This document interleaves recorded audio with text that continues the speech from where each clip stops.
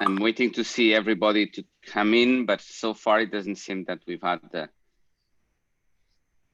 number of people in.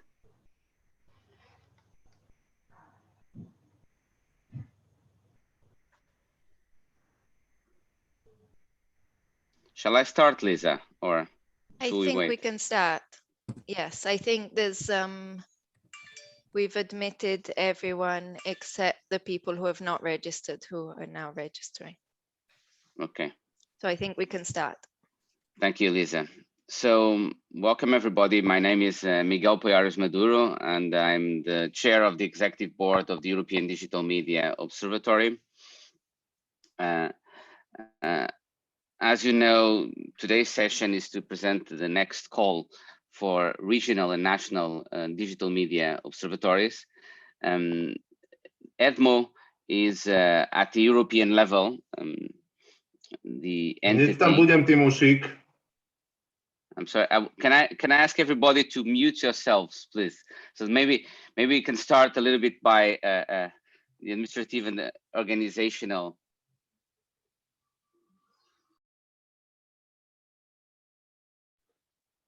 Okay. So as I was saying, I'm the chair of the executive board of EDMO. EDMO, as you all know by now for sure, is the platform that has been created at the EU level with the support of the European Union and in particular the European Commission to bring together different actors and stakeholders that are active in the area of fighting disinformation, of making our media ecosystem more resilient to the risks of disinformation. And these actors include from fact checkers to media literacy experts to researchers.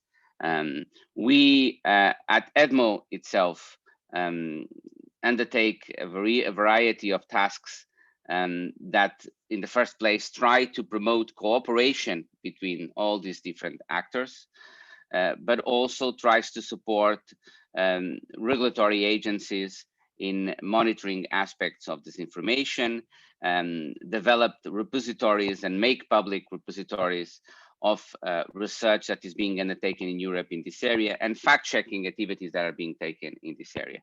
I will recommend all of you to go and look at EDMO to see the tasks that are already being undertaken and the projects that EDMO makes public that are already the result of cooperation that has been initiated, for example, between fact checkers, and that we hope soon will be, for example, will also be reflected in cooperation projects between researchers.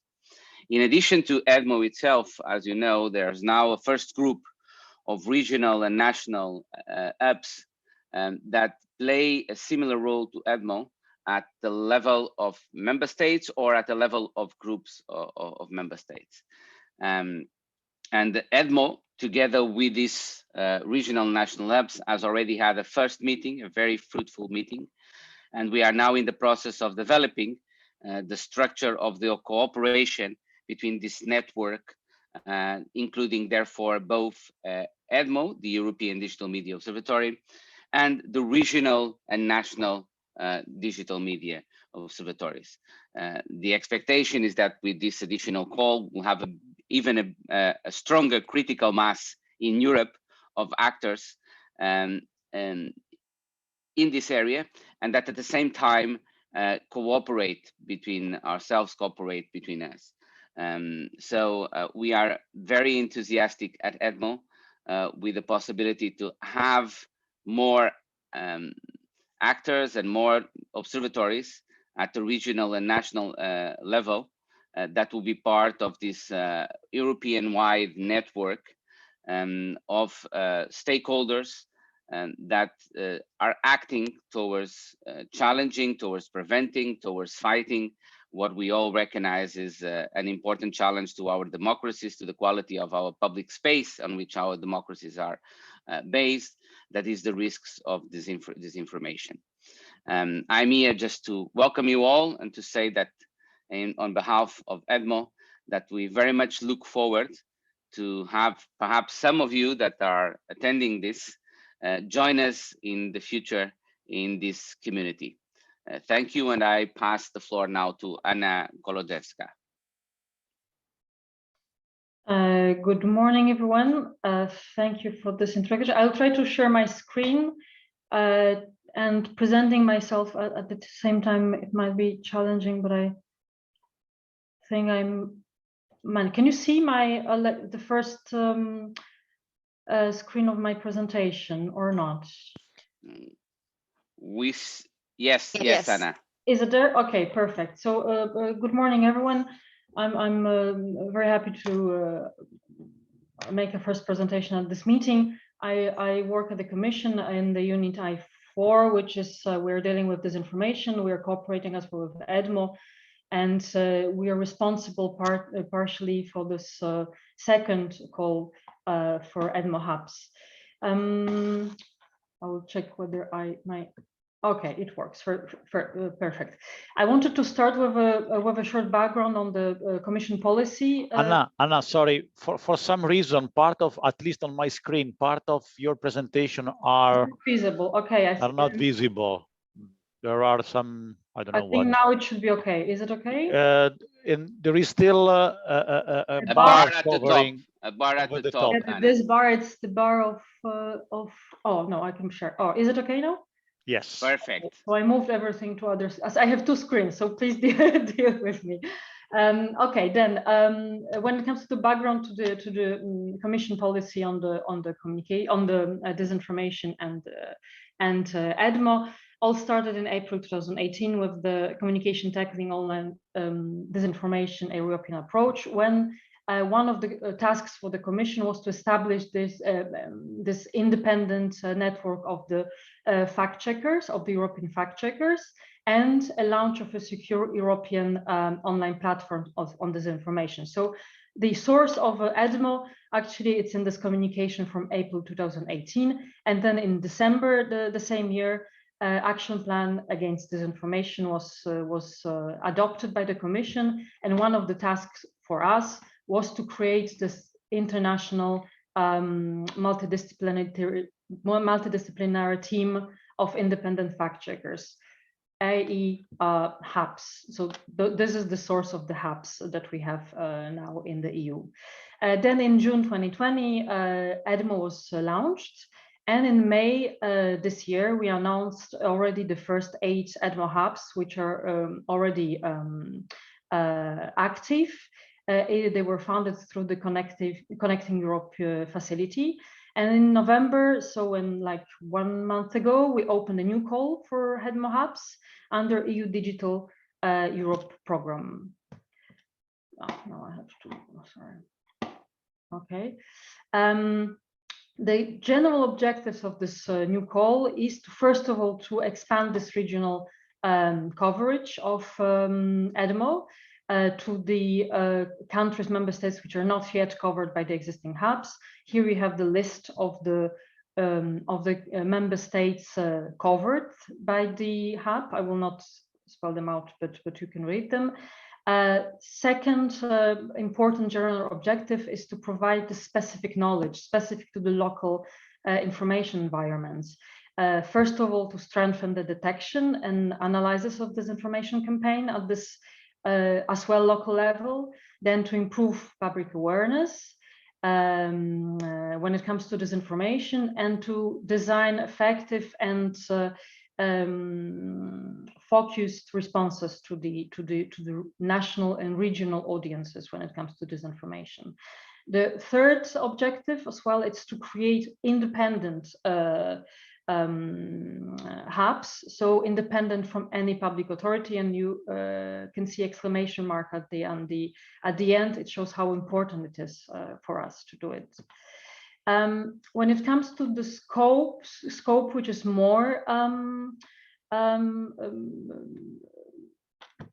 like, okay, the scope of the call, less general, but I forgot the word. It's first of all, of course, we want to foster the growth of this national, multinational, multidisciplinary community of academic researchers, independent fact checkers, media practitioners and other stakeholders, who will be then capable to detect disinformation campaigns at every level, the regional, national, multinational, and the EU as well, and as well to analyze and assess the disinformation campaigns and its impact on society and democratic processes.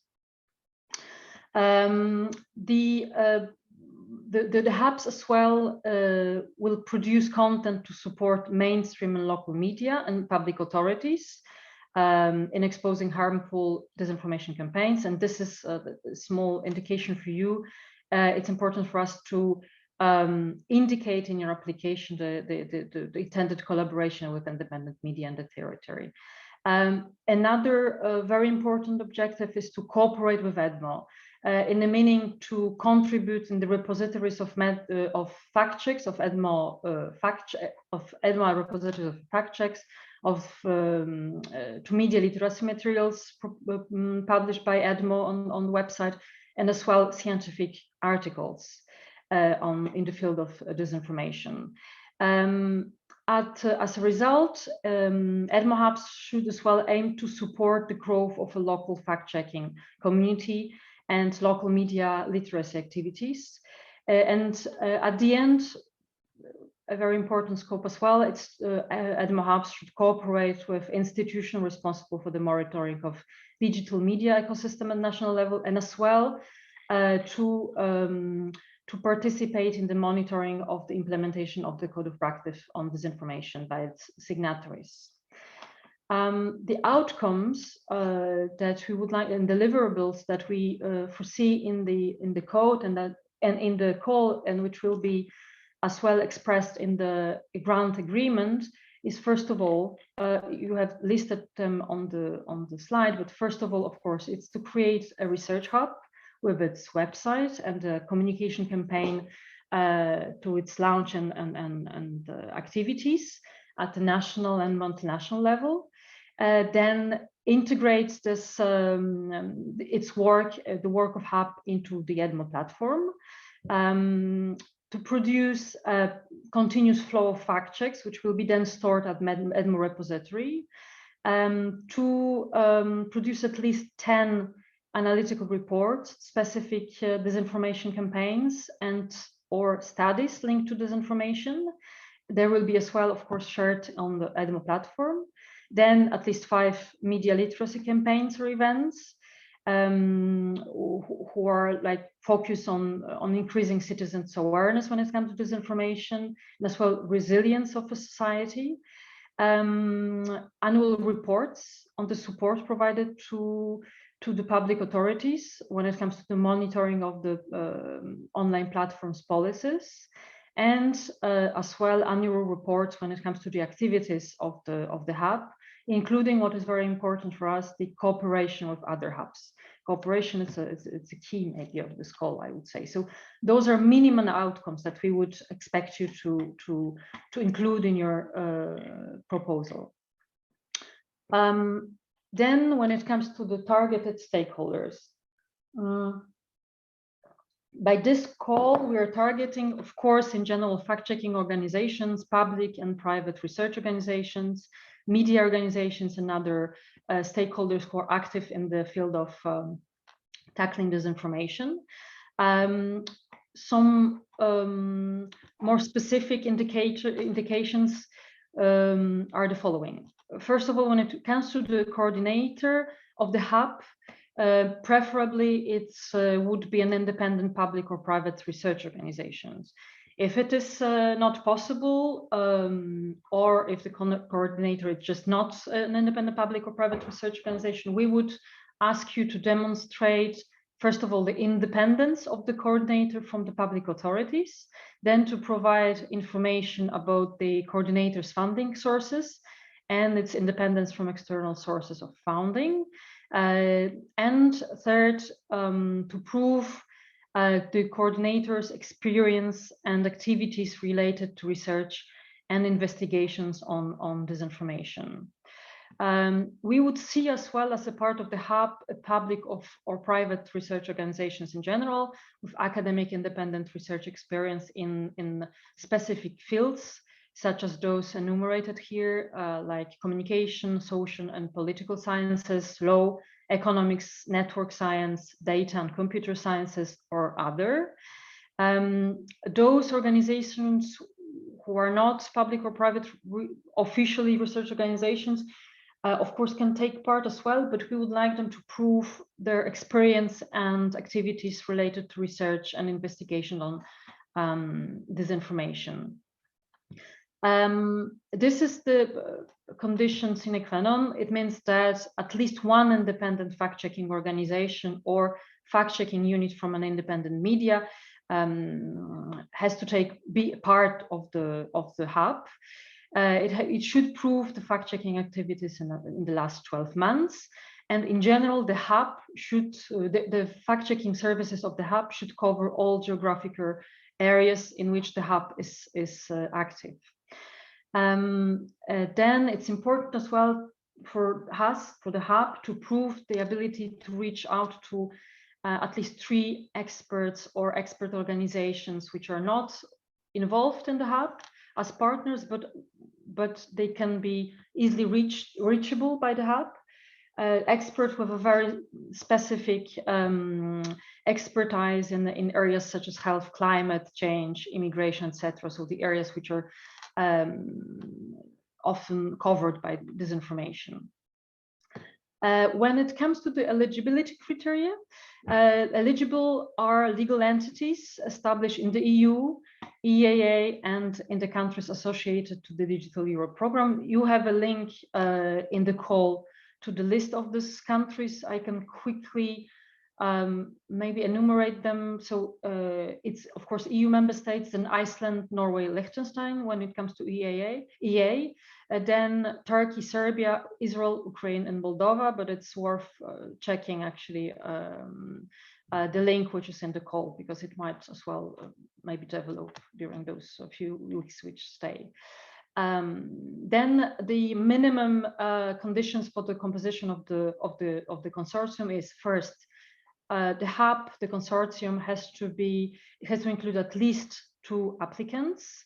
The coordinator has to be established in one of the EU member states covered by the hub, and as I said already, it has to have at least 1 independent fact-checking organizations included as the partner of the consortium. When it comes to the timetable, the call was open on the 17th of November this year. Deadline for the submission is 22nd of February at 5 p.m. Brussels time. Evaluation will last at least until the 29th of April. The applicants will be informed about the results of the call at the end of May next year, and we will sign the grant agreements in September next year. Indicative duration of the project is 30 months. And last but not least, the very important information I imagine for you, the whole budget of this call, it's 11 million euros.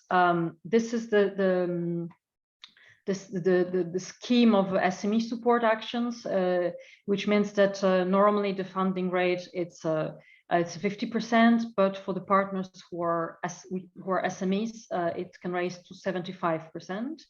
And the maximum grant amount for call, it's per project, it's 1,500,000 euros. Okay, so thank you very much. This is all from my side, and I will. Okay, it stopped already, the sharing of the screen. Okay, this is all from us. And I will just, one thing I wanted to say, that the further parts of the call will be then my colleagues will talk about the second part of the call, so don't worry if not everything was there in my presentation. So thank you very much, Anna. Sorry, Christine, did you want to say something? I just wanted to ask a question about the fact that you said that we need to support mainstream and local media in the countries.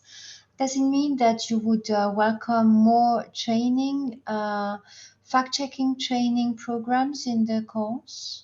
Okay, so maybe just to interrupt, Christine, so just a bit of housekeeping for how this meeting will be run. So it's very important that we record all your questions so we can then post them on the frequently asked questions page.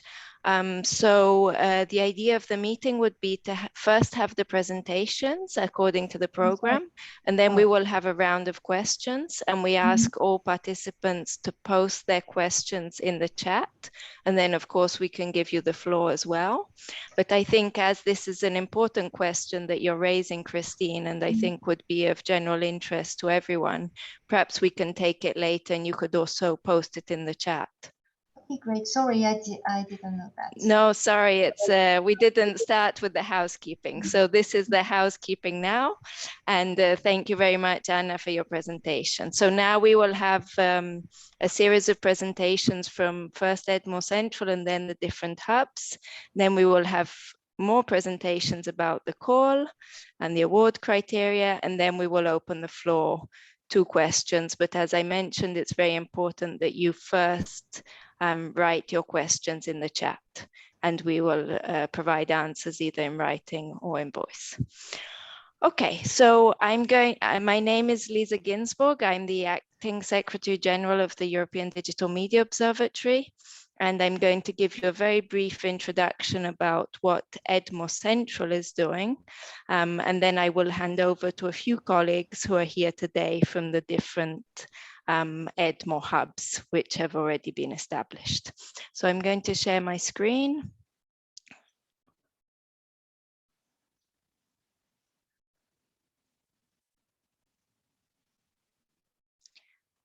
Okay, can you all see my screen?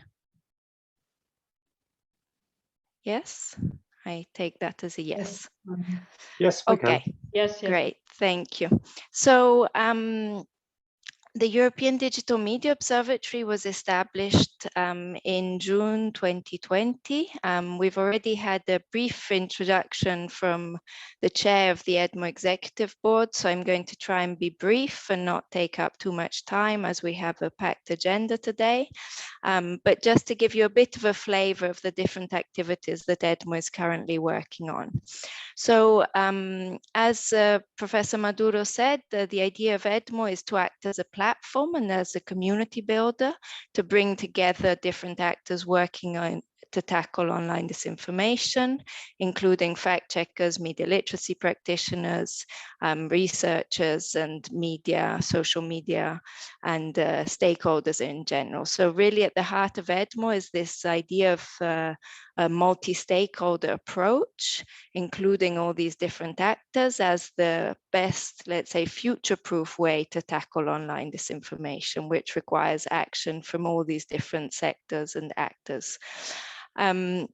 Also at the heart of the idea of EDMO is the idea that to adequately tackle online disinformation, we need to first better understand online disinformation. So the idea of EDMO is to gather a body of facts, evidence and tools, and to better understand the vectors, the actors, the disinformation flows, and to try and better understand how disinformation is currently spreading in Europe in order to then adequately tackle it in a, let's say, evidence-based way to inform policy making.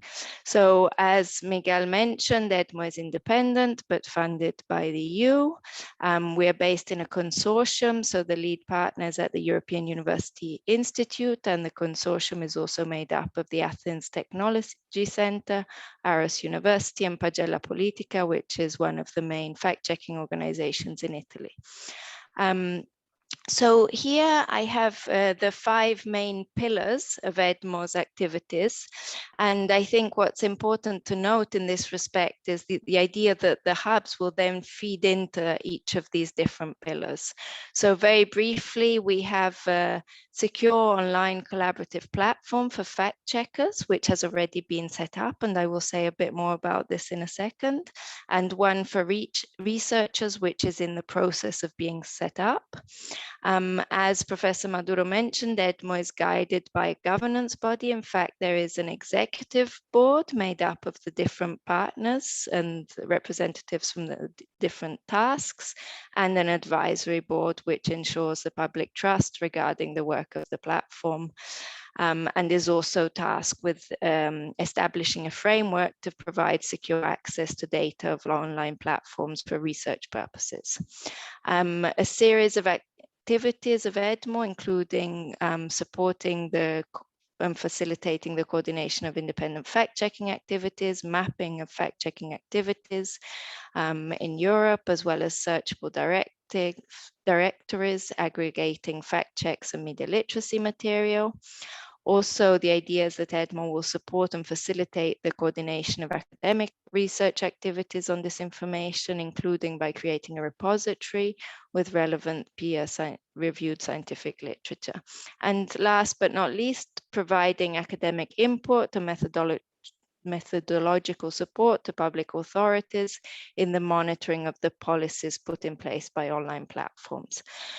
So I will come back to these different areas and how the EDMO hubs can contribute to each of these areas.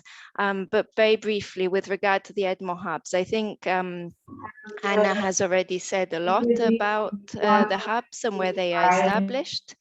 But just to give you a brief snapshot, this is the map of the hubs, and we have worked, the hubs have only been started their activities recently over the last few months.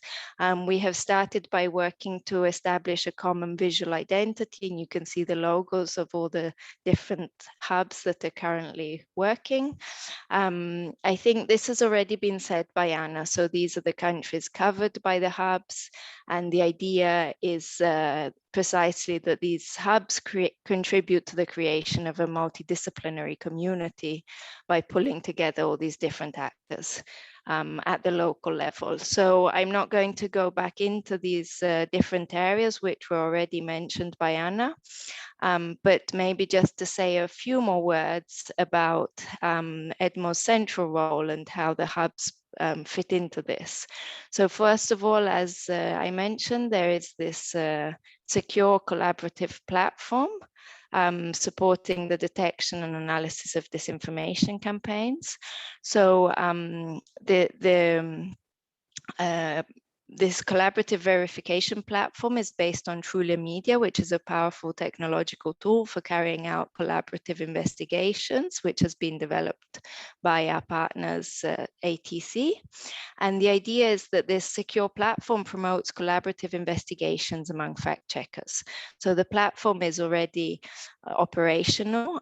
We already have 18 fact-checking organizations from across Europe who have joined the platform, and fact checkers operating on the platform maintain full editorial independence, and they're asked to be part of a community according to their expertise. So the idea is that these fact checkers work together to produce joint investigations and work on, let's say, particular fact check items together. And there is an admission procedure to join the platform, but EDMO Hubs, fact-checking organizations which are part of EDMO Hubs are automatically asked to join this collaborative platform and work on these collaborative investigations. A similar platform for researchers will be established shortly, and we're also working to set up a specific platform for EDMO Hubs. So with regard to repositories, again, very briefly, we will have, there are already a series of repositories which are on the EDMO webpage, including mapping European activities, studying disinformation, relevant peer-reviewed scientific literatures, fact-checking organizations which are active in Europe. And the idea is that, as Anna said, that the hubs contribute to these different repositories, including a repository of fact checks. Also, media literacy is very important, as you heard. This is one of the key areas of the Hub's work, and EDMO Central is also developing its work in this area and is seeking to become a vital resource for the media literacy community by providing expertise, ideas, and opportunities for connection. So, including by mapping stakeholders and creating country profiles, providing examples and case studies of different types of media literacy projects, and facilitating network and knowledge exchange. So here too, the hubs are expected to play a key role in feeding these repositories, both of the country profiles and in terms of best practices.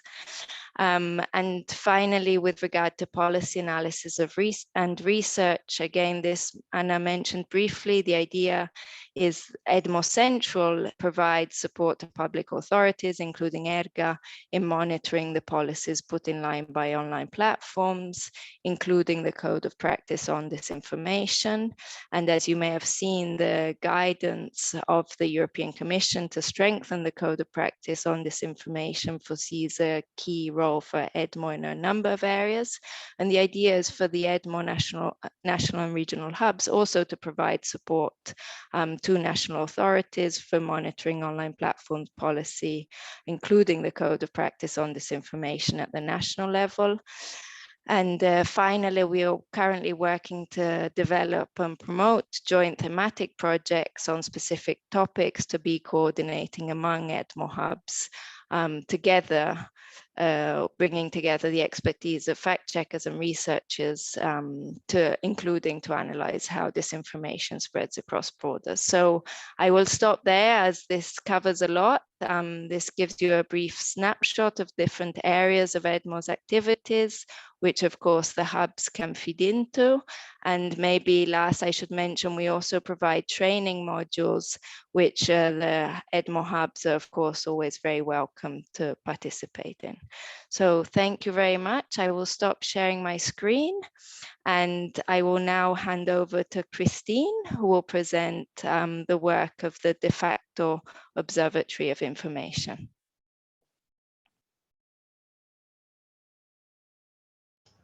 Thank you very much, Lisa. I think Elena is gonna put the presentation on the screen. So I will wait for this.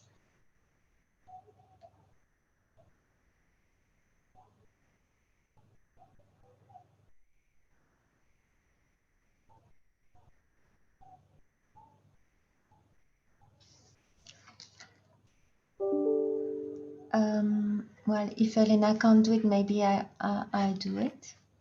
So I'm gonna look for it. Elena? Yes, just a moment. Apologies. Okay. So, I'm here. This will come in a second. Okay.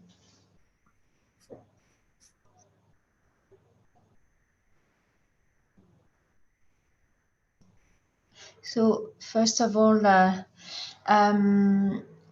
I'm Christine from AFP, and I'm working with Dominique Cardon at Sciences Po. He couldn't be here today, so I took over to present the French hub to you all. So we are nearly there to launch a website. There's already a date set. It will be on the 11th of January. And our key objectives are to be clear, credible, interactive, and in real time. So clear, well, you can see the website. We have a suggestion up there. You can either explore, you can understand. And so this relates, explore is really to understand how disinformation work, and we give you tutorials, I will explain. And understand is really about the research work. So from the top of the website, you can see what you're going to find on it. And we decided to put very high who we are, because we think that to start with, people want to know who we are, and there's a credibility issue there. So we need to say very clearly to everybody who we are, who are we working with, and what are we doing. So this is why we have this qui sommes-nous, who, yes, who are we, basically, right at the top of the website. we also decided to put in evidence the fact check of the day. Why is this? It's because if we want to attract viewers on an everyday basis, we have to change this on an everyday basis. And of course, the continuous flow of fact check is better to change the homepage than a study we only have to produce 10 studies during the 30 months. So it would mean if the study was on the homepage right away, that it wouldn't change for a very long period. And we wanted this to be really a real-time website with changes on an everyday basis. And that's why we decided to put the fact check on the forefront. Immediately after that, there are interactive items just there. One is about our newsletter, and we suggest that the audience can subscribe to our newsletter. There will be a mail system which will send our newsletter to all the people who will have subscribed. And here is a consultation we will launch about how people perceive disinformation.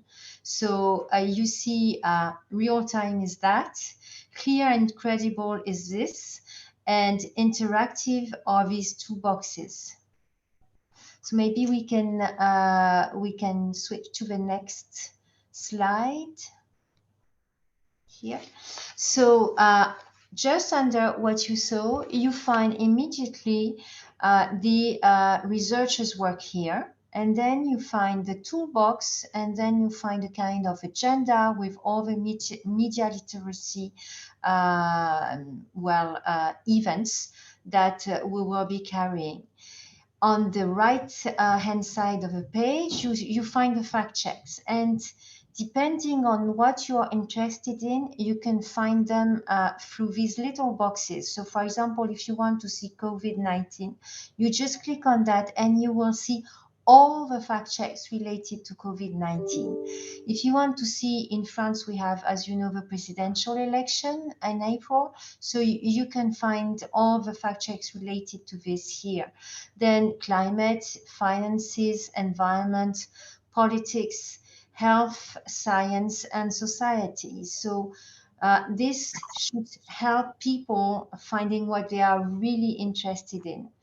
There will be a database. As soon as the website opens, we will have already about 70 fact checks in the database. So people already have the sensation that they have a lot on the website. So maybe we can move to the next one. Yeah. For the people who are basically ingesting content, we did a very, XWiki, which is a company doing this website, has done a very easy back office, which allows you basically to tag properly what you're doing, and which this tagging allows then the viewers to select what they are interested in. So this is very important, in fact. When you do work with media content, you have to tag it properly so people can find what they look for. And this is the aim of this. So now I go to the next slide. Okay, so this is a fact check view. So you will have a big image, which always image is attracting the people. So you have to give a big space to the image, and then you can see the whole fact check. It can be rather long articles. I mean, some of them, they take a week to do. So we will do both quick fact checks on the very viral stuff, and we have to react very quickly, but we will also do long investigations, which add also credibility to this work. And this is something really important for us all, and not only for AFP, but for all the partners I will tell you about very soon. But just for you to know, the fact check can have text, always has text and photos, but they can also have graphics and videos. So all this will be displayed on the website. Then we can move to the next one. So who will participate? Libération, Le Monde, AFP, of course, Les Surligneurs, which is a fact checker which is very much into legal fact checking. They investigate things dealing with the law or with legal matters, and they are very interesting. There will be also France Télévisions and Radio France. We are still discussing with 20 Minutes because they have a rights issue and we want to make sure that all the rights are correctly cleared. So, I mean, most of the big French fact checkers will be on the website. And this is key for us because we want to make sure that there's a pluralism, because this pluralism will mean credibility at the end of the day. So this is absolutely key for us. Now, next one. Just for you to know, it's very quick on that. The fact check can either be imported manually by the fact checker or automatically through RSS feed. I'm saying this because we are pushing all the fact checkers to create RSS feeds. And this is important for their future developments, and therefore we try to tailor the website to push them to improve, in fact, their technical capacity. So next one.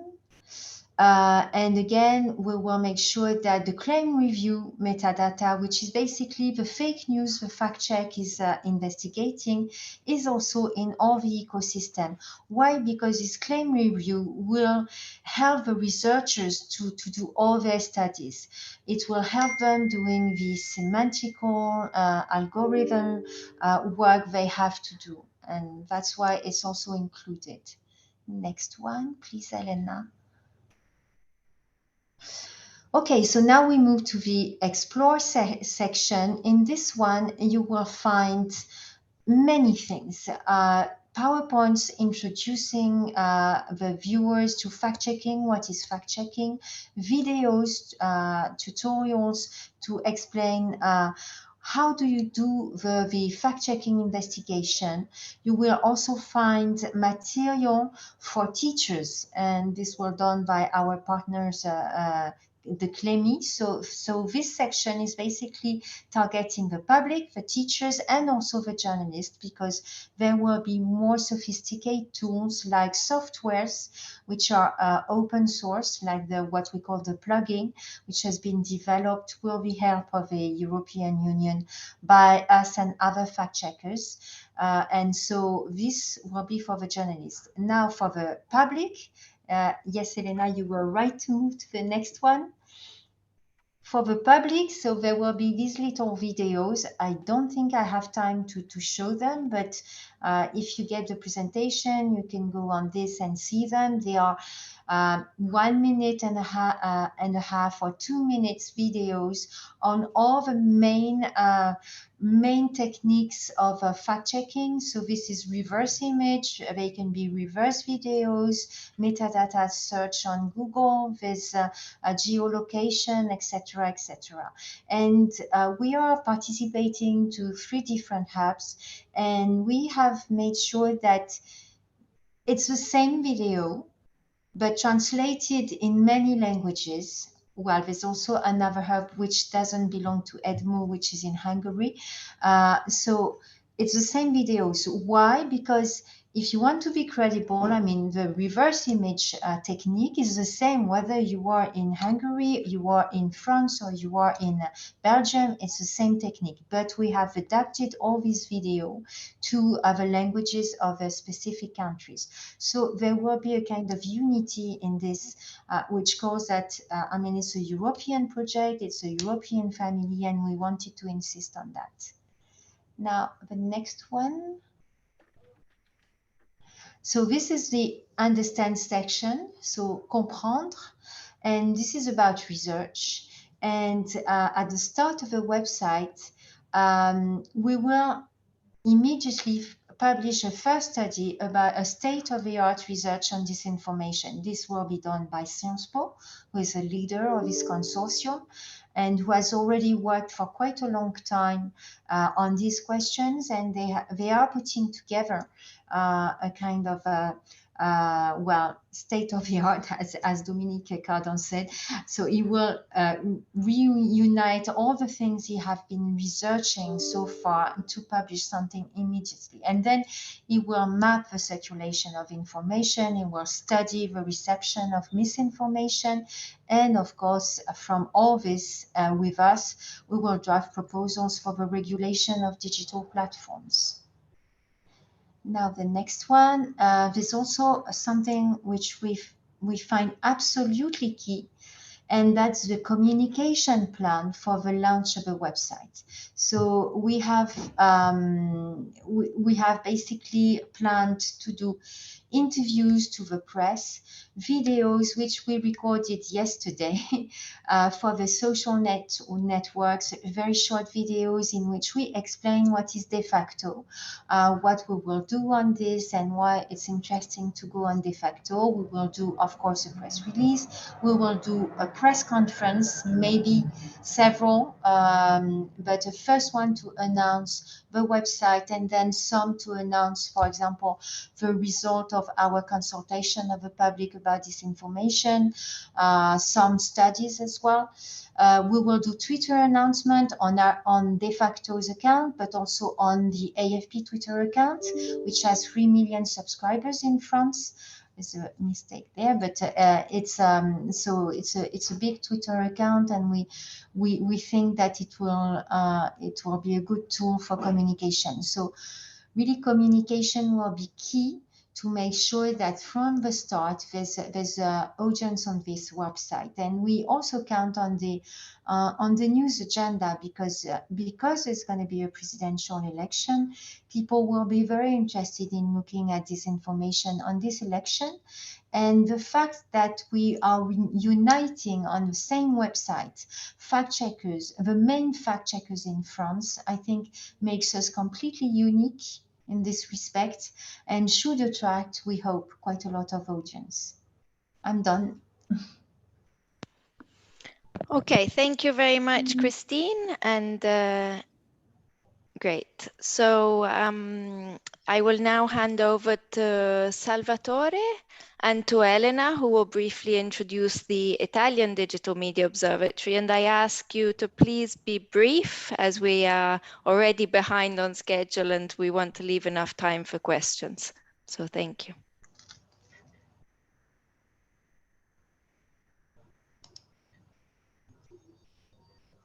Okay, can you see my screen? Yes. Okay, perfect. My name is Salvatore Custureri, and I'm the project manager of the Italian Digital Media Observatory. I will give, unfortunately, Gianni, our director, Dr. Riotta, cannot take part in the meeting for unforeseen meeting, and I will give a brief presentation of our national lab, and then Professor Musi will explain more in depth the research that we are carrying on. So basically, our hub is a multidimensional variety group of partners, is managed by a multidisciplinary consortium with a mix of academia. So Luis, our university, that is the coordinator, and the University of Rome Tor Vergata. Then we have fact checkers like Pagella Politica, that is also in the EDMO board. We have non-profit organizations like NewsGuard and T6 Ecosystem, and top-level media and telco operators like TEAM and RAI, that are the leading operators in the sector of media in Italy and in telecommunications. We also enjoy the collaboration of other stakeholders, in particular Alliance of Democracy Foundation, Corriere della Sera, Enel Foundation, Reporters Without Borders, and the European House. Basically, the objectives of the project EDMO are particularly ambitious and include the development of an operational Italian observatory on the analysis of social media, which will carry on some initiative of coordination of fact-checking activities and activities of media literacy impact. We will develop and integrate and build our activity on the basis of a subdivision in different working groups. And this observatory will be a crucial national center to collect all this knowledge, tools, and methodologies to fight disinformation, educate citizens and professionals, and inform the policymakers. Here on the slide, you can see our partners, our consortium. So we carry out activities starting from research and coordination to the stakeholder engagement. And in particular, we are very focused on the dissemination of the results of the activities of the observatory, in particular through our partners like RAI, that is carrying on activity of producing digital pills that will be disseminated on the national news channels with roughly 3 million people that are reached by this kind of dissemination. But also we have newspapers like Repubblica that will carry out the dissemination and media industry engagement. And we will communicate all the results also through our website that is already operative.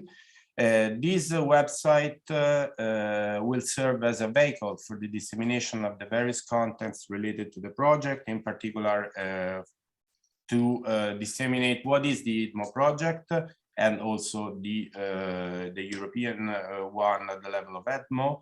What are the EDMO activities, and in particular the results of our research and communication activities. So this website will constitute the EDMO contact point in its relation with the consortium members, other stakeholders interested in the project, and the general public. This observatory will integrate and build these activities on several previous initiatives and existing work that will allow our observatory to be operative since day one. And we will implement a multi-directional innovative strategy to analyze and tackle disinformation, deliver an innovative and nationwide program on digital media literacy. The connection between EDMO analysis tools and the platform of fact-checker coordination office will make possible to scale the capacity of the banking efforts, providing evidence-based policy recommendation. In the activity of dissemination and communication of our results, we take part since from September 2021 to December 2021. We attended several events related to the topics that are treated during the work of EDMO. So we take part in, we organize media literacy activities in collaboration with another European project that is Media Futures.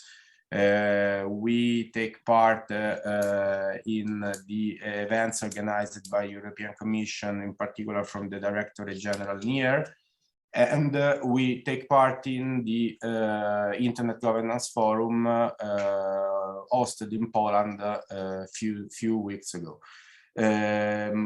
For what concerns the general intro on the project, I'm done, and I will leave the floor to Professor Musi that will analyze more in depth the research aspect of the question. Thank you, and I ask you to please be quick because we have already exhausted the time allocated to the Hubs presentation. So please just 2 more minutes and then we hand over to the Central European Digital Media Observatory. Definitely, thanks, Lisa. So I just briefly go through what are our plans and also what we have already been working on in terms of like research and where the innovation lies. So when it comes to media literacy, which is a hot topic, like clearly for EDMO in general, We are aware there is a lack of a shared definition of media literacy and critical thinking to inform policy making.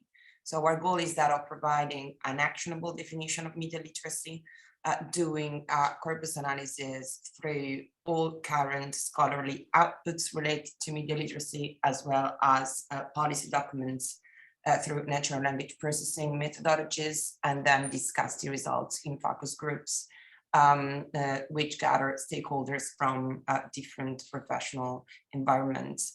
In terms of deliverables, then we will produce a booklet of recommendations, as well as organize knowledge transfer workshops.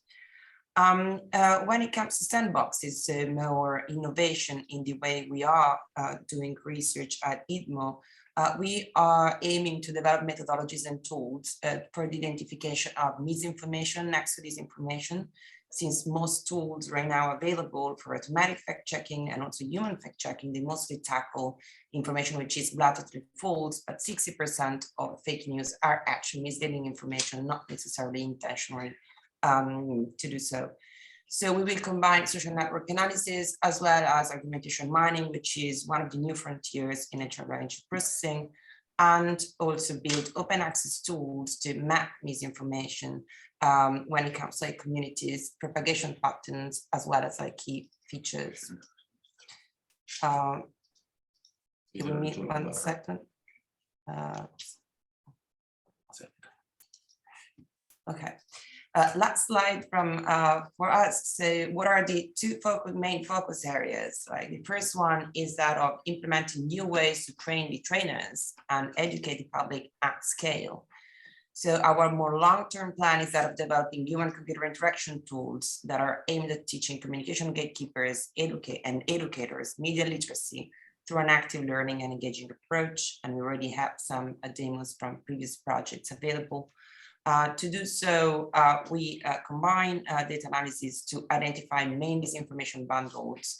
And at the same time, we do develop and design human-computer interaction technologies, such as, for example, like chatbots. And we will also produce academic studies that show and measure the impact of these tools to counter disinformation, which so far are missing. Second focus area is the development of new methodologies to detect, as we were saying, and analyze disinformation and misinformation, and also to assess the impact. And so the deliverables, again, will be not on a set of like toolboxes, such as the multimodal analysis platform. We already have it almost like ready. We're implementing new features there, as well as a data set, open access of Italian fact-check news by all the fact-checkers that are part of the International Fact-Checking Network, booklet of recommendations, as well as new methodologies to detect fake news that we will present both in academic papers and through reports for the larger communication community. Thanks for listening, and I'll leave the floor to Salvatore to close up. Okay, here you can find our contacts and our social media references, and we're done. Thank you very much to Salvatore and to Elena for this very interesting presentation. And I hand over straight away to Adriana. And again, if you could keep it brief so we have enough time for questions. Okay, thank you very much. I was also planning to screen a presentation, but I think for the sake of brevity, I will not do it. And also, so you watch me and not the screen for a while. I'm representing the Central European Digital Media Observatory, which means we are covering Central European countries, especially Czech Republic, Slovakia, and Poland, having in the consortium academic institutions, private institutions, NGOs dedicated to fact-checking, for example, and also we cooperate with AFP. As Christine mentioned, we are one of the 3 hubs that they are working with for fact-checking and establishing the network, and also with the technological partner ATC. But the core of our focus is fighting information disorders in a wide scope in Central Europe. So, and it's quite a paradox, but we are the most eastern hub within this EDMO family. So I would encourage those who are listening to us from the Baltics or from Central Europe, other countries, for example. We know that Austria has been asking us, but as in the beginning was said, also other countries are eligible, as Ukraine or Serbia. So if you are from those parts, or you know people from those parts, institutions interested, I think that's a great chance, and especially because the disinformation problem is quite a big problem for those countries, the Baltics, for example, as well. So just to say, we are 8 partners, we have 5 subcontractors, especially for fact-checking. But the most important thing that my colleagues also said is that this has to be a network, not just of partners and subcontractors, but also with public authorities, media organizations, NGOs, private companies, research groups, experts, etc. So the kind of like starting network we have was about 60 entities being either in the core or in the, we would say, support letter network. And it's very important because that's obviously we are trying to somehow face a problem that's a problem interdisciplinary, intersectorial, and has to be tackled as such. So this is the way, the path we are doing. And as my colleagues mentioned, we have, and also in EDMO presentation, there are like 3 big pillars, fact-checking being one of them, and also developing AI tools. That's what we are doing also with our Czech and Slovak partners, the educational media literacy campaigns and research, and also developing online tools for that, and cooperation with national authorities, online platforms, monitoring, advisory to policy makers and regulators. And just to give you a flavor, and I will be very quick just to finish, because Christine spoke more about fact-checking. Italian colleagues from EDMO have covered different parts of their activities as well and research.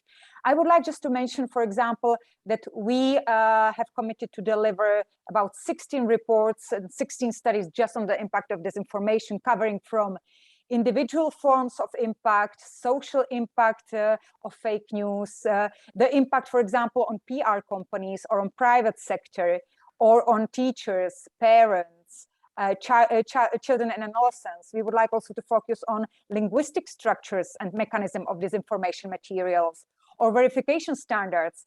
We would like to research about fact-checking, but from another point of view. For example, fact-checking and PR specialists. You know that when we are talking about disinformation disorders, we are talking very much about marketing and branding and PR as well, yeah? So different science fact-checking in public and private media. Is it really a service, community service?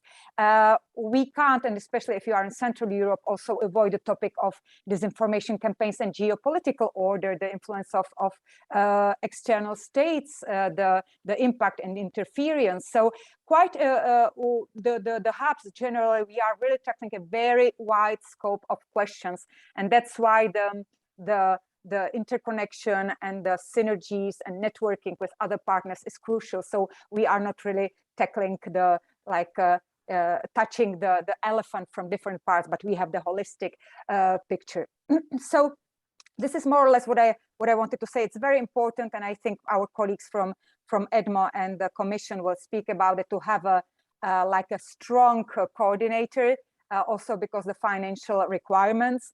And there was a question in the chat that was asking about independence. Well, you can be obviously independent even if you are partially funded from the European Union, because the European Union, or even our university that I belong to, which is the Charles University, they do not dictate or intervene into the content of what you are doing. They really trust that you are a professional, knowing that what you should do and delivering what you should do on a certain quality and level. So there's no really a kind of censorship or instructions or any interference in any way. So if you have your doubts about independence, I can fully confirm that yes, you are independent, both in the planning, production, and in the delivery of the outputs.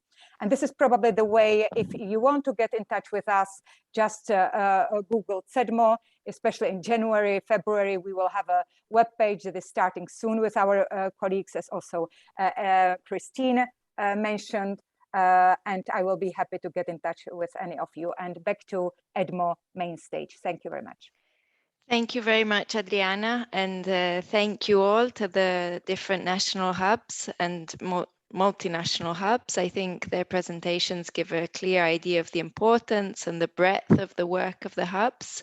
And we can leave our colleagues from the Commission answer more about these questions about independence. But in the meantime, I'd like to hand over to Buhagiar from the European Health and Digital Executive Agency, who will give us further information about the administrative procedure for submission of the proposals. So Buhagiar, the floor is yours, and I think Elena can share the slides. Thank you very much. Thank you for being with us. As Lisa mentioned, I'm Buhagiar and I'm from the Health and the Digital Agency established by the European Commission, and I am the project manager for EDMO in that agency for the EDMO National Hubs grants, and also the Digital Euro program coordinator. So we will just start with the very first slide. Elena, if you don't mind, this is quite, yeah, so the second one, please. Now we can go to that one. I will try to give you information about how you will submit your proposal and how you can ask questions. Why we decided to give this presentation is because the application is being changed quite radically earlier, and you need to do your application through web funding and tenders portal. Some of you may be familiar because you may have applied to Horizon type projects, and this is the same portal. So the tool has changed, and also the content, or not the content, but the configuration of the call document has changed from last year. And in that slide, in the first slide, I tried to compile a set of information that may be useful for you concerning the call. But the most important element for me here, for you to take note of, is the topic ID. The reason is, in the past, call documents generally concentrated on one area, one sector, one topic. But this year, with the DEP program, with the Digital Europe program, this changed, and we have many topics under one call. So for instance, under your call, you have around 4 topics. So the only indication for you to look for information is your topic ID. So as I will explain further later, you will go to the section and you will search for your topic ID, and you will see the specific information under your topic ID for that section. So Anna has been through some of the information here, so I will not repeat that, but as we got some questions, I would like to emphasize that the co-funding rate is mixed. It's 75% for SMEs and 50% for all other partners in a consortium. So it's not consortium general, but it is partner specific, and the legal entity defines the co-funding rate. And grant agreements have to be signed by September. You will be informed end of May about the results. So next, please. Next slide, please. Thank you. So this is how the funding tenders portals look like. We provided the link for you there. When you go to this link, you are going to search for, in the drop-down menu, you will look for Digital Europe program, and where all the calls related to Digital Europe program will be posted. Next slide, please. So we provide you all the screenshots, so it will be useful for you to keep that presentation as a guide. So the next screen will be this. It will be under the Digital Europe program. You will see the list, and one of the calls refers to EDMO, and you need to follow that link. Next slide, please. And when you go to the EDMO link, You are going to get, I'm providing you here the screenshot. You will start getting information about the program, about the budget. This is your main page. And you will go down to that page. And if you do that, next slide, please, you will come across to topic conditions and documents subsection. So it's on the same page, it's down a little bit. And there, under call documents, where I put an arrow on the slide, you will see the call text. Call documents itself. I would like to emphasize this because indeed some applicants raised their concern that it's a bit difficult to find, but I'm sure that if you keep these slides, it will be very straightforward. Next slide, please. So this is when you go into the call document. Once you are in the call document, the first page is the table of content. And in the table of contents, as I mentioned, you will look for your call ID, for your topic ID, which is EDMO. And I put an arrow, red arrow on the section where there will be changes. So you need to understand that some part of the call document hasn't changed for any topic. It's the standard part. But the parts that I put red arrow on the table of contents are the parts that you need to go and find your topic ID and change the relevant parts. So here, for instance, you need to change, obviously, you need to concentrate. Sorry, you need to concentrate. Change means that in your application, you need to respond to that. These are the parts that you need to respond to, which changes in the call document. So you will need to go to your objectives, scope, outcomes, and deliverables, targeted stakeholders, type of action, specific topic conditions, etc., which will be different to other topics. And that part needs to be taken into consideration when you are preparing your application. Next slide, please. And same goes for the red areas, red arrows here. These are the points that change according to your topic ID. You need to find the relevant information. Okay, and then next slide, please. So remember that now I'm taking you out of the call document. We are going back to our website on the portal, and you continue going down. You have seen the call document, you opened it, and you continue down on the page. You come to a start submission. So when you go to the start submission, you will get the second small screen where it will ask you to confirm your choice. Of course, if it's EDMO, if it's correct, then you continue. So next slide, please. And then it will ask you to start introducing your organization and your partners, yeah? And this is the PIC number. Most of you are familiar with this, I believe. So it's the participant identification code, which can be acquired after you register your data or you check and validate your data under the participant portal, okay?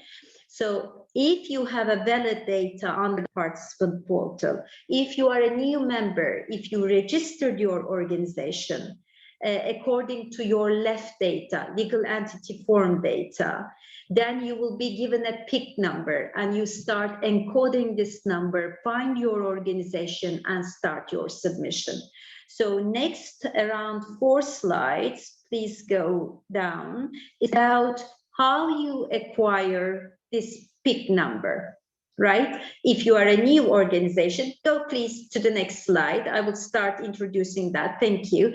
If you are a new organization, how to register to that participant portal. If you are already an organization registered on the participant portal, how to go into that and make sure that all the information you provided is up to date. Okay, so I'm not going to go into the details of those slides and take your time, but please you read the slides and understand well and go through the process and complete the process, because if you do not have that, first of all, your application will not be exactly right. You may get stuck somewhere. Second, if you do not have that, and if you get the grant agreement preparation becomes very difficult. And keep in mind that this time round, the timeline for granting is very short. So you do not want to have this problem with the participant portal where one of us will constantly come back to you and ask you to change the information, because this information has to be validated by another agency. We can't help you, and it takes really long time. So it's a warning, please keep in mind. So if we go to the slide 15, I will continue from that, which we are ready to submit our proposal. So please go down, I think, one more and one more. This was all about PIC. Now, the one before, please. Which is submitting, yes, submitting a complete proposal. So here we start actually submitting the part A, part B, and part B's relevant annexes. So part A is an online form. It's very straightforward, but pay attention that you fill in all the parts. It's the administrative part of the application. Here also the budget section is here, and I would like to just attract your attention to the fact that under the budget you will see a section, a set column, which we can't change, is financial support to third parties. Please leave that column empty. This is not relevant to you. This is not relevant to that topic, because it's relevant to other topics that it's kept there. And then you will complete the part B according to your 3 criteria, as we will see further down. And then there are mandatory annexes to be uploaded, and these are the ethics and security, ethics issues and security data. So then you will go to next slide, which already shows you the standards annexes or fixed annexes according to your call for proposal to be uploaded here. It's all in your call document. And on the left hand side, you will see a part where it says download part B templates. And this is the part where you will find the fixed annexes if needed to be submitted. Then we go to the next slide, please. Okay, and from here onwards, I will explain you how you can ask questions if you need to reach us and ask questions.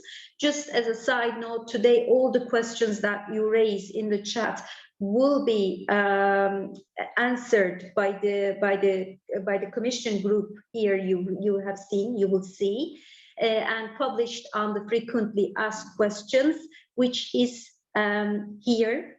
So this is both in your call document and also on the website of the call, where you will have a link and you can go and check the frequently asked questions. And also, if you want to reach us, there is a get support, an email, a link that will take you to a standard form. Please, next slide. That will take you to a standard form that looks like this, and you can fill in the details and ask your questions, which will be sent to us, to relevant services, and we will prepare an answer, and it will be published as frequently asked questions. So if you need any guidance or manuals on the funding and tender opportunities, you need to go under the support tab. Please, next slide. Yes, support tab as indicated here. You will receive necessary manuals, how to fill in the forms, and also necessary IT help, and again, frequently asked questions links. And next slide is, I will just show you briefly the evaluation criteria as in the call document, and Alberto will further elaborate on this later. So it's relevance, implementation, and impact. And maximum points that you can get from your proposal, and I hope that very much, this will make us very happy, is 15 points.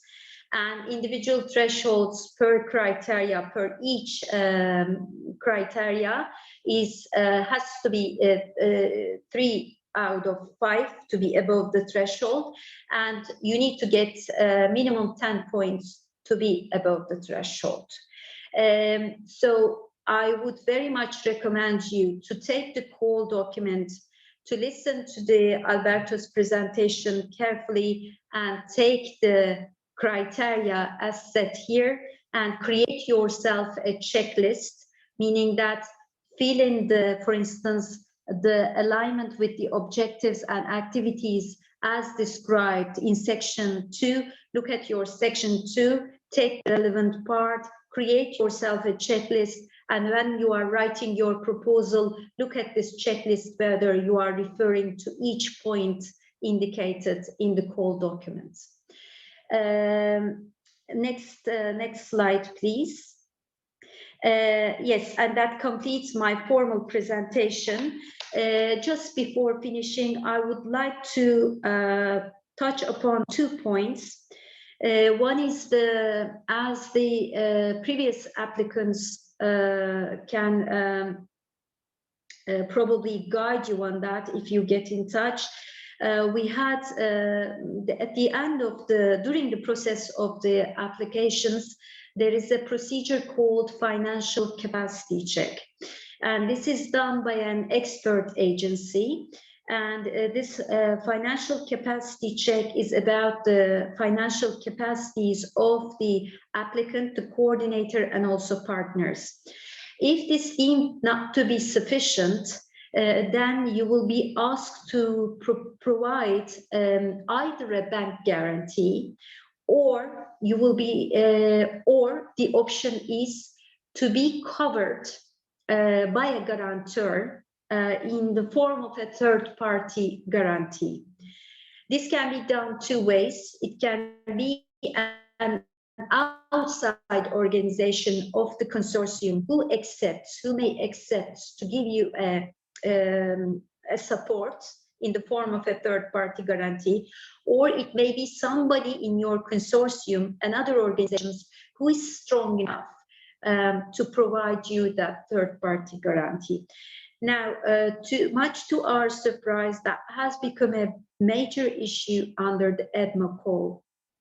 And we very much would like to emphasize that.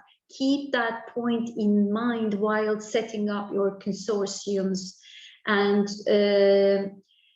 try to map it in a way that if there are partners who may be financially in a less opportunate situation, then that coverage is always there for them.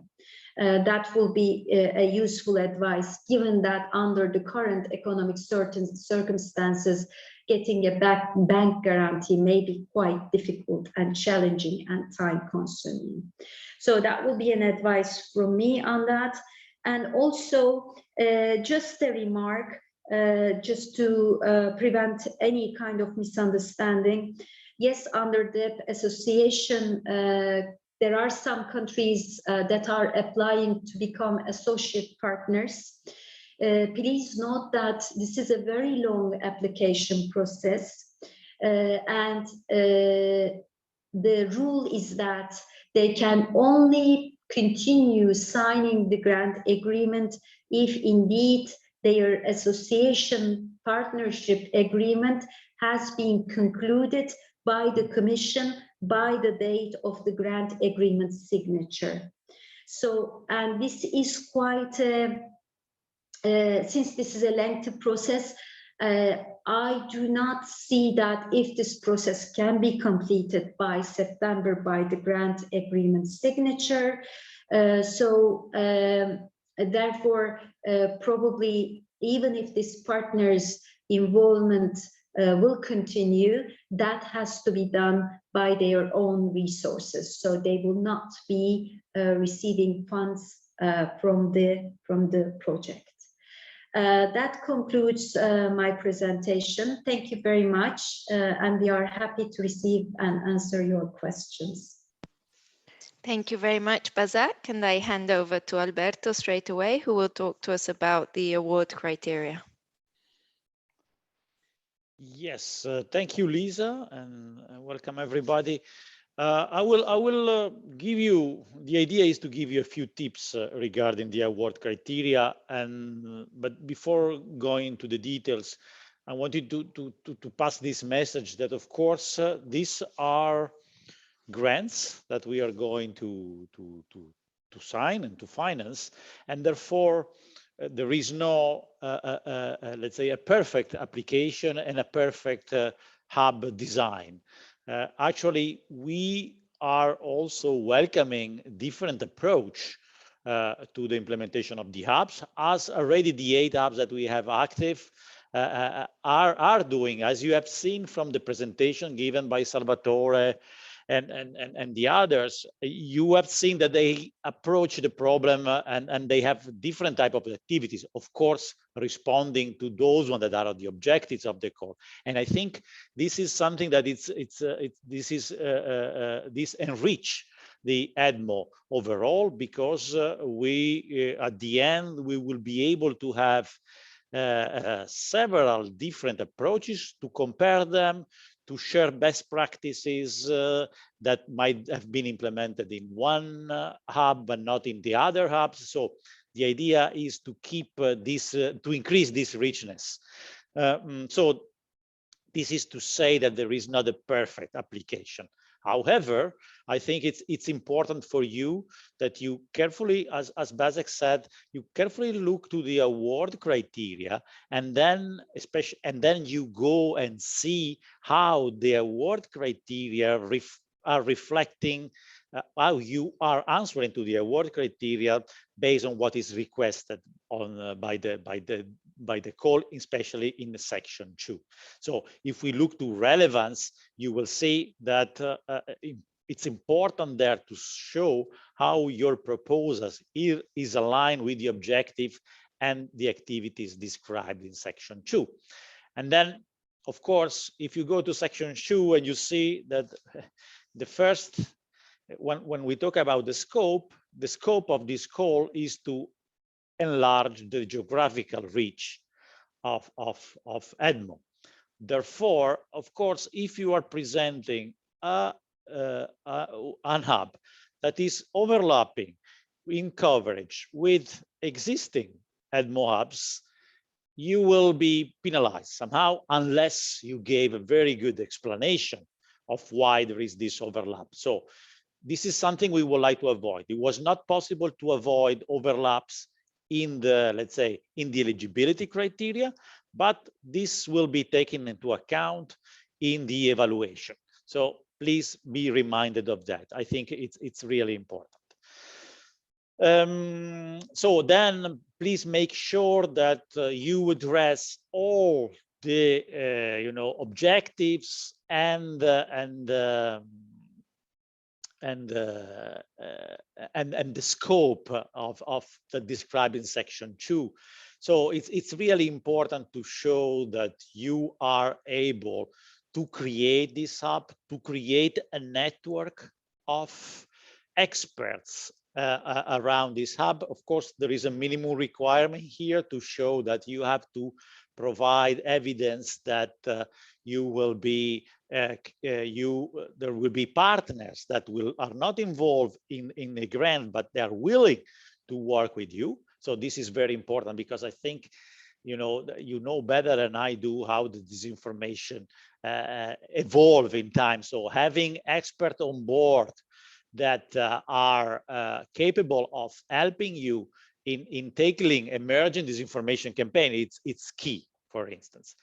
So then I would go and continue. And so you need to show that you are capable of how you will ensure, for instance, a continuous flow of fact checks. That's also something that you need to keep in mind. You will need to be able to show how you intend to detect, analyze, and disclose harmful disinformation. So show capacity to do that. It's very important. Then there are, of course, that you will have to details what you plan to do in terms of media literacy campaign.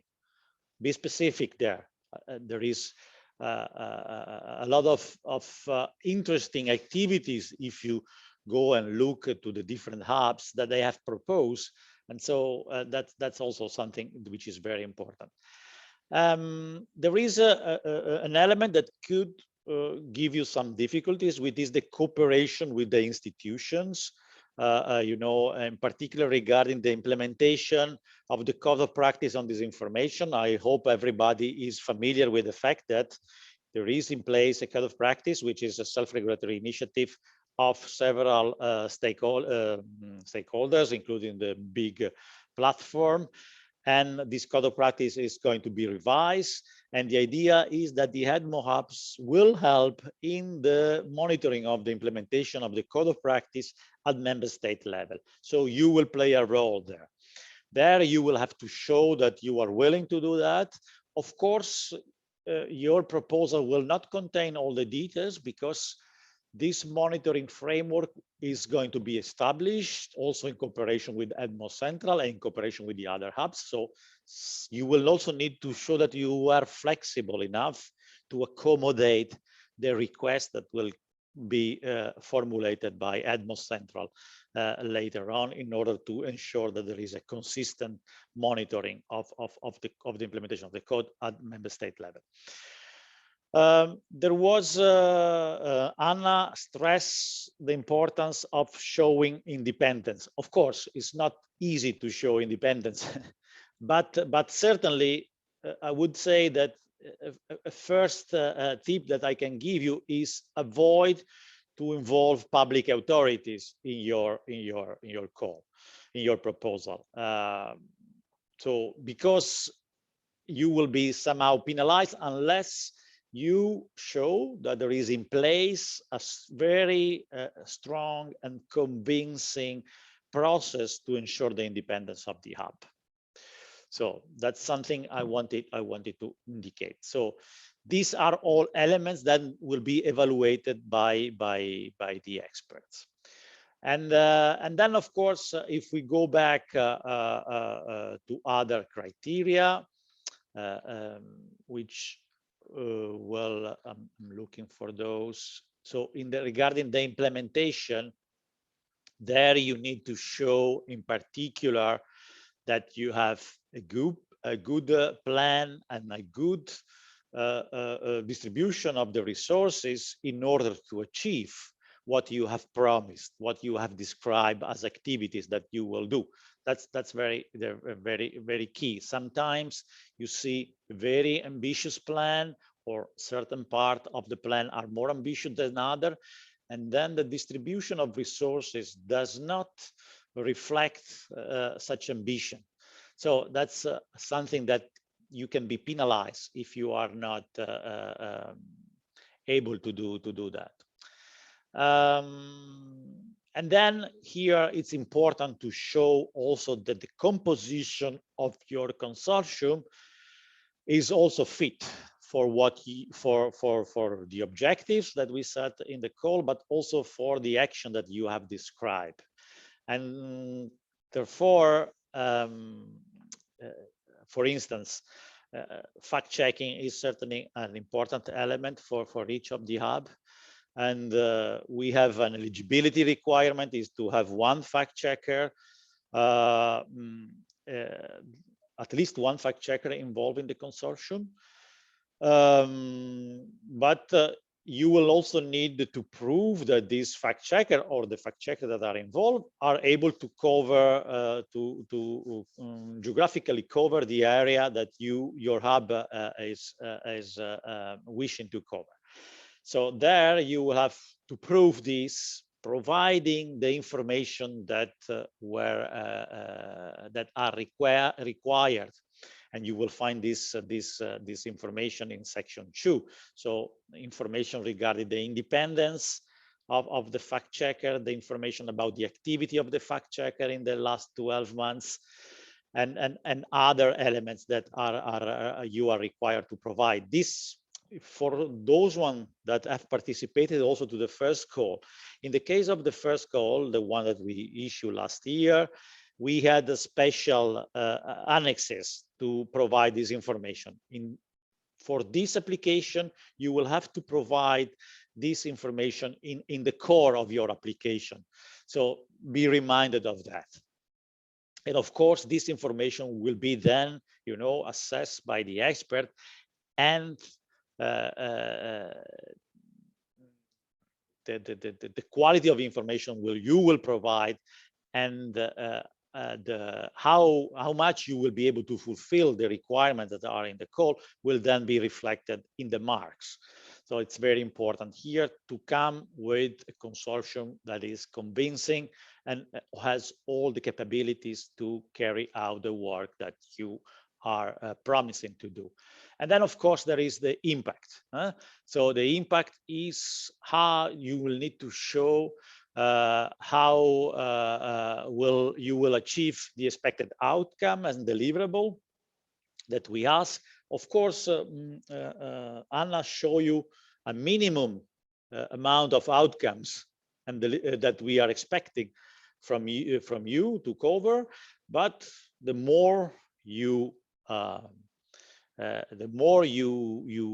show in your proposal, the better.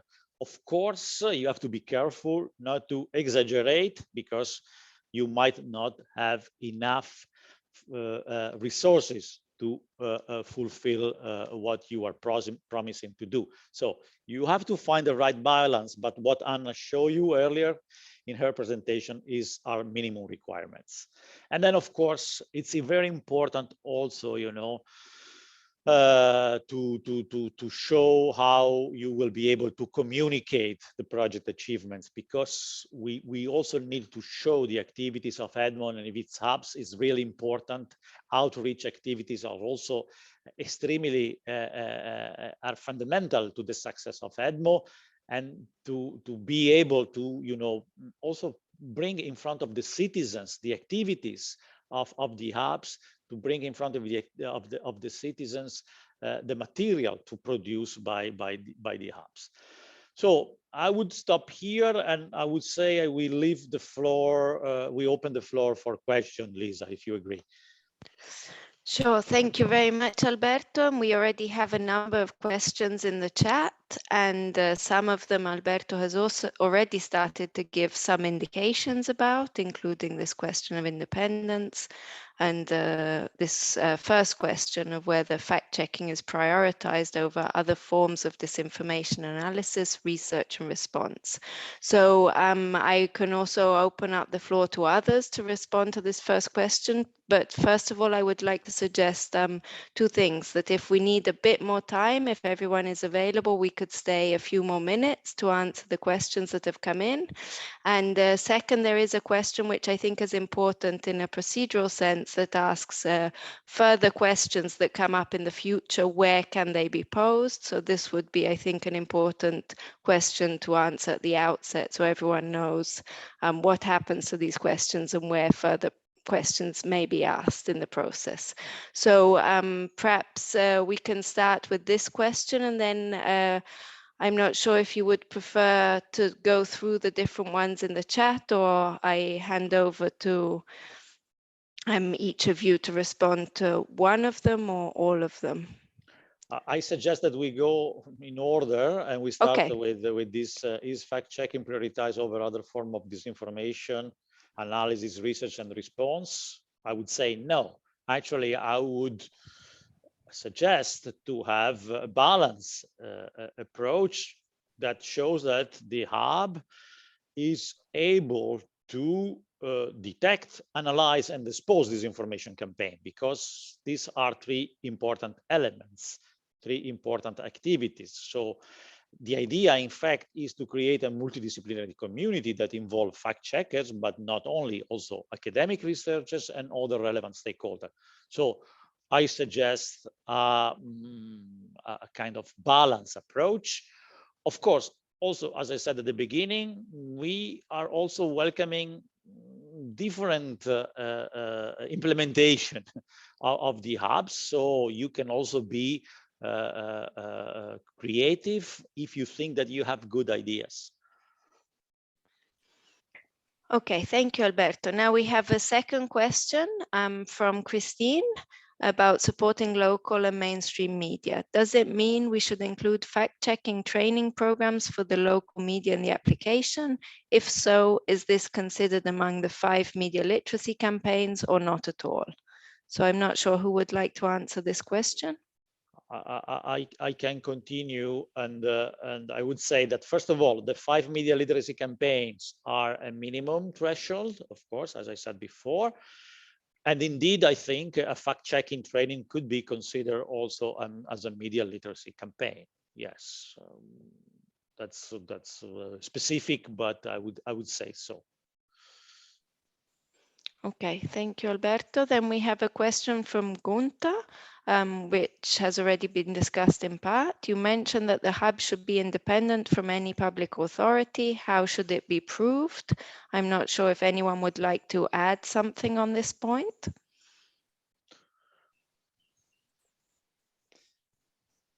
I'm going to repeat what I have said. We understand that it's difficult to prove independence, but for instance, a research organization, they have a statute that ensure their independence, and so they could refer to that. Other organization might not have this kind of status like research organization, and in that case, I think showing, being transparent on their sources of financial sources is a way to show their independence, or providing information on how overall they will ensure that the hub will be independent from public authorities. So even if they receive funding, because even the European Commission funding for the hub somehow is public funding. So, but still there is in place a process to ensure independence in the activities run by the hubs or done by the organization that are involved in the hub. So it's important to show that there is in place a process for that ensure independence. And I believe also that EDMO Central is also probably considering guidelines in this sense. I know that certain hubs will receive funding also from from national authorities. So also in this, for instance, if this is the case, it's good to put it in the proposal and there indicate how the hub will protect its independence. I think that is something key. Okay, thank you, Alberto. And please bear in mind, if you have posed a question in the chat, please feel free to also take the floor after I've read out the question. So the next question is from Natalia. How do you envisage the desired coverage of the hubs, 1, 2 per country region, and their further development, depending on the results permanent network? So I'm not sure if this question is clear to everyone and who would like to answer.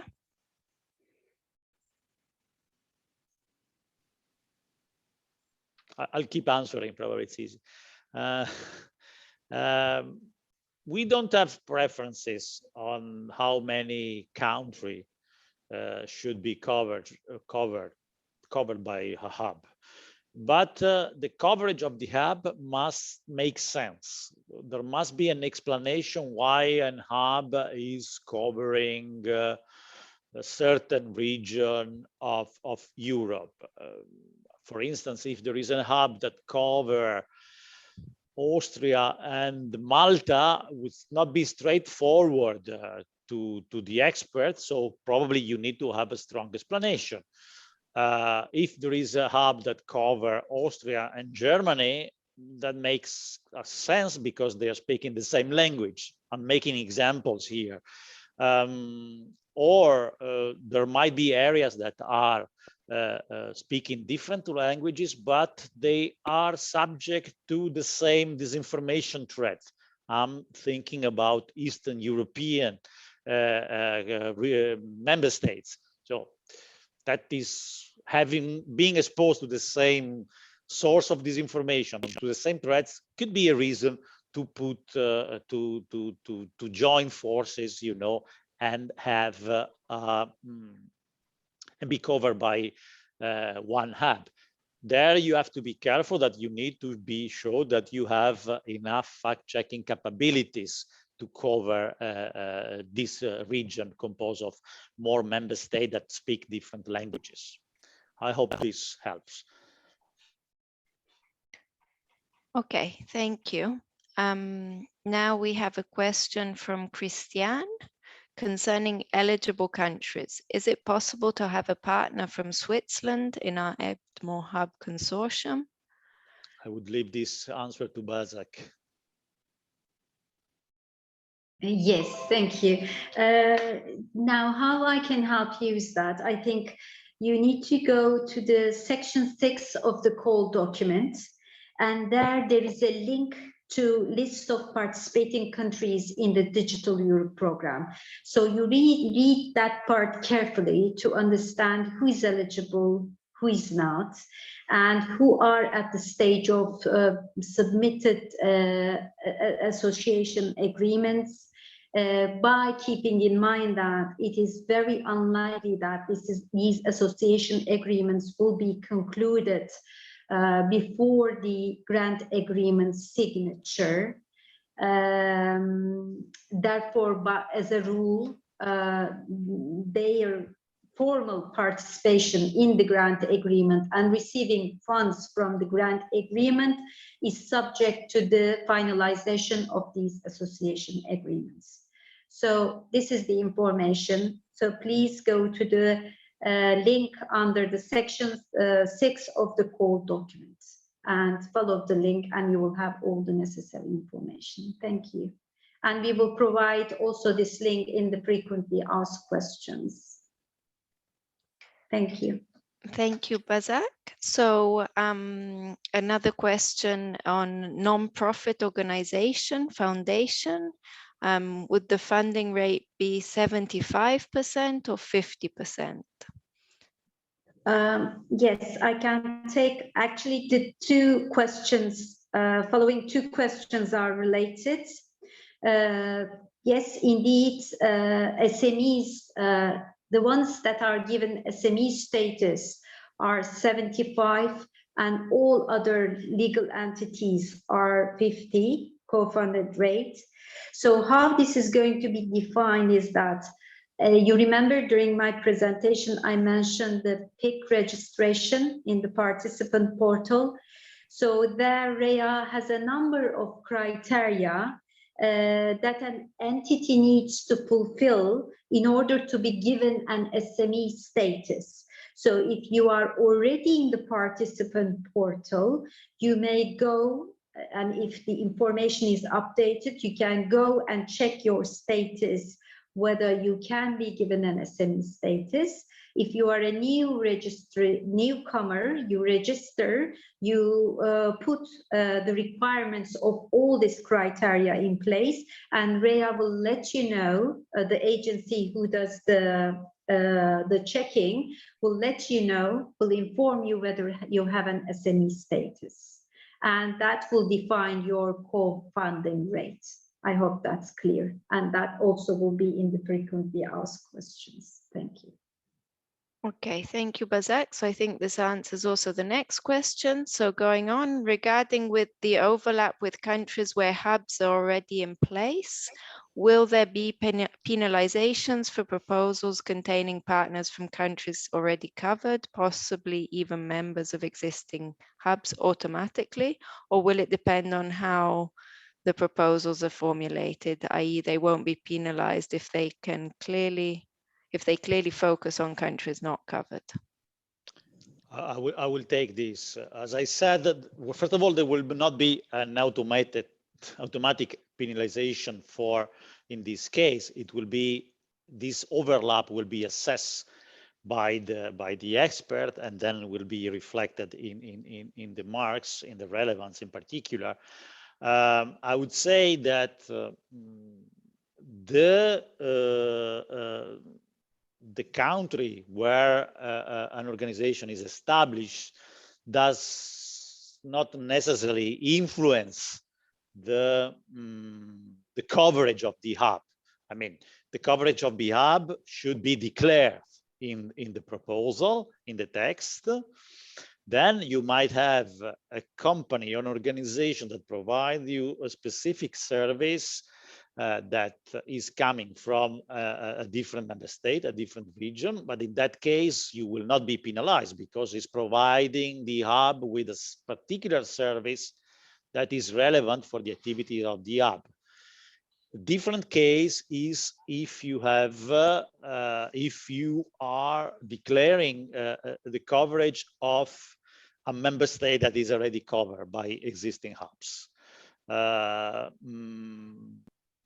That will probably end up in some kind of penalization by the expert, because you will be not addressing 100% the scope of this call. Of course, what we cannot control at this stage are overlaps between hubs that are applying now. I suggest the community to be in touch. Also, I believe that the portal allows to be in touch with interested partners. It's important that you try to extent possible to avoid overlaps. I think there will be maybe some room for maneuver when we will do the grant agreement preparation to avoid overlaps. But again, I look to BASAC for this information in case we end up in this situation.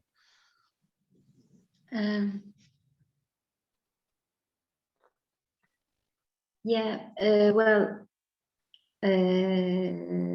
I think that maybe we need to clarify that in the written question. I think that will be better because I also need to consult this internally, and we will clarify in the written question, in the written answer, sorry. But of course, to be sure that this will not, you will not be penalized if there is an overlap with another proposal, another successful proposal, or another proposal that has been submitted. Okay, thank you. So going on to the next question, could we follow up with further questions as they come up? And I guess the question would also be, if so, how? So any guidance on this? Yes, of course, you are more than welcome. That was already in my presentation. If they follow the slides, and if they go to the slide about how they ask questions, and I gave them the link to go to a frequently asked question form, which will be a direct form. And on that form, they can fill in their questions and the details. This will be sent to us by relevant services, and we will provide the answer and publish it under the frequently asked questions. If this is a general question that may be a concern to everyone, if it's a very specific question about a very specific consortium, then we will get back to the applicants directly. But all the information is in my slides. They can see the links and they can see the form. Okay, great, thank you. So next, will the video recording be shared? Absolutely.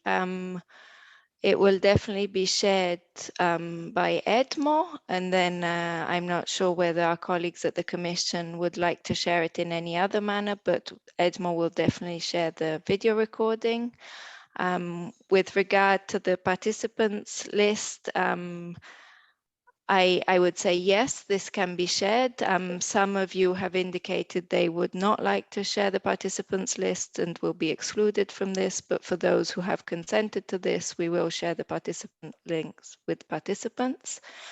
And I think that answers that. I don't know if our colleagues from the Commission want to say anything in addition about the recording. I don't know, Bezek, do we have a space, or do you have a space in the agency for sharing this link? I will inquire with the agency. Some other info days recordings has been published. I will definitely look into that. So yes, you may be able to find on the HADEA website as well.